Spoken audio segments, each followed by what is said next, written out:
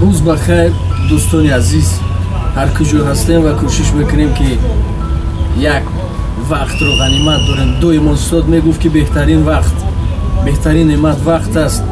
وقت طلا است، اما با طلا وقت رو خریده نمیتوانید. حتی تمام علماها جمع بشوند یک ثانیه رو به قفا گردانیده نمیتوانند. پادشاه همین گونه هوای زیبا بود، برآمد بیرون دربار نشسته بود، همسرش پهلویش بود، همه یاوران. ناگاه یک ماهی قب، یک ماهی زیبای قپیده بود، آهسته آهسته به خانه می‌آمد. پادشاه چشمش رفت و گفت که ای ماهی قب، یا که اگر روس میگه ای ریبک، اینقدر ماهی زیبا رو از کجا قپیدی؟ گفت که خیر قپیدن نمیفروشیش. میگه شاهم هر چی که گوید آورده به شاه تقدیم میکند. شاه میگه که چند سوم، چند تنگه؟ میگه شاهم شما سزاوار هستید که من لایق، حتی من دهان نمی رود به آن نرخی که به آن تنگه که بگویم. خلاص گپ هر قدری که بدید من شکرگزار هستم. پادشاه را خوش میآید از سخنش. میگه 10 تنگه طلاش بدید. 10 تنگه طلا میدین. ماهی قب خرسندانه میرود. ناگاه همسرش میبیند، آماده میگه مردک شاهم و 10 تنگه طلا برای این ماهی قب داده رفت و اگر یک انسانی دیگر، انسانی عادی بیاید برای 10 تنگه تید، شما میدونید قدر یک انسان رو برابر یک ماهی برابر کردید. به نرخ یک ماهی یک انسان رو گفته. همین قدر در گوش پادشاه میزند. بعد میگه چیکار کردن؟ میگه گیری تنگه ها رو 1 تنگه بدید بس است، 10 تنگه زیاد است برای یک ماهی. میگه من نمیتونم، من عادل هستم و من گفتم.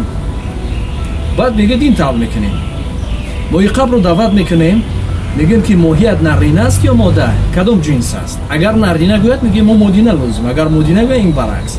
فریاد میکنند، ماهی قب میآید. وقتی پادشاه این طور میگوید که ای ماهی قب، میگوید همین ماهیت کدام جنس است، نرینه است یا مدینه؟ این ماهی قب بسیار زیرک بود، الکی پای میبرد.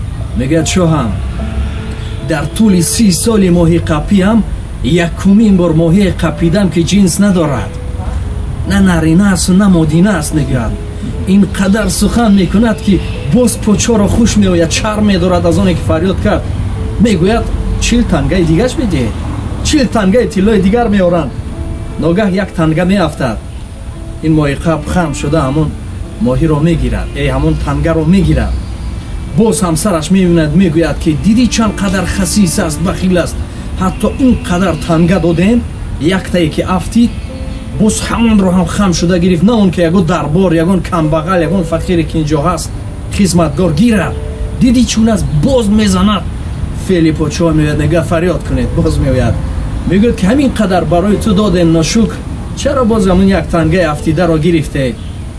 باز گفت شاهم وقتی برای من این قدر تنگه طلا داده، من از هوش رفتم، من به خود نبودم.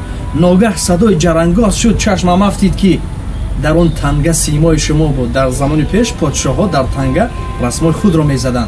بینم که رسمی شما اون قدر جلا میداد.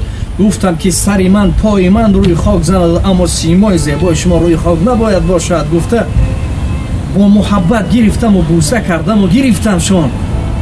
بعد این سخن پادشاه چند قبط دیگر گوش میگیرد. بعد میگوید که 50 تنگه طلای دیگرش بدید، 50 تنگه طلا. اما اگه 100 تنگه طلا. بعد درباریان را میگوید که ای مردم، این را به خانهش، تو به خانهش برید و صدا زنید تا مردم بفهمد هر کس که گپ زنک را گرفت به همین حالت گرفتار می شود. به این خاطر هر یک قصه به خود یک منشأ دارد. در زندگی بسیار است یا چیزی عادی است که بعضا زنهای ما هم میگن، میگه همسایه فلان ماشین گرفت، چرا ما نمیگیریم؟ همسایه خانه دیگر پوشید. یا موضوع های وسیع است. این بود یک موضوع روز. خود را احتیاط کنید. خداحافظ.